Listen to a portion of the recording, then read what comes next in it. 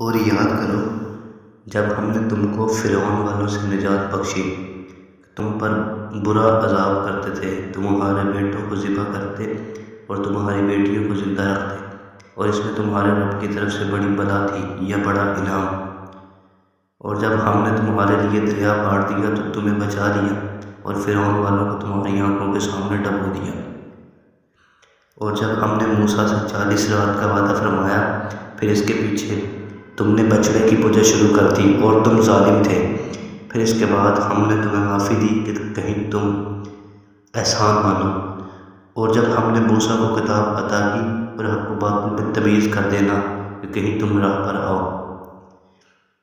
اور جب موسیٰ نے اپنی قوم سے کہا، اے میری قوم، تم نے بچڑا بنا کر اپنی جانوں پر ظلم کیا، تو اپنے پیدا کرنے والے کی طرف رجوع لاؤ، تو آپس میں ایک دوسرے کو قتل کرو، یہ تمہارے پیدا کرنے والے کے نزدیک تمہارے لیے بہتر ہے۔ تو اس نے تمہاری توبہ قبول کی، بے شک وہی ہے بہت توبہ قبول کرنے والا مہربان۔ اور جب تم نے کہا، اے موسیٰ،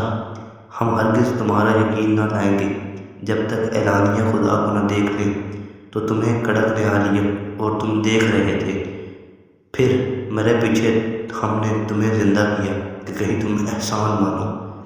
اور ہم نے ابر کو تمہارا صاحبان کیا اور تم پر من و سلویٰ اتارا، کھاؤ ہماری دی ہوئی ستھری چیزیں، اور انہوں نے کچھ ہمارا نہ بگاڑا، ہاں اپنی ہی جانوں کا بگاڑ کرتے تھے۔ اور جب ہم نے فرمایا، اس بستی میں جاؤ، پھر اس میں جہاں چاہو بے رو کھاؤ، اور دروازہ میں سجدہ کرتے داخل ہو اور کہو ہمارے گناہ معاف ہوں، ہم تمہاری خطائیں بخش دیں گے، اور قریب ہے کہ نیکی والوں کو اور دے، تو ظالموں نے اور بات بدل دی جو فرمائی گئی تھی، اس کے سوا تو ہم نے آسمان سے ان پر عذاب اتارا بدلہ ان کی بے حکمی کا۔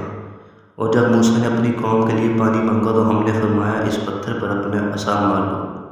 فوراً اس میں سے 12 چشمے بہہ نکلے۔ ہر گروہ نے اپنا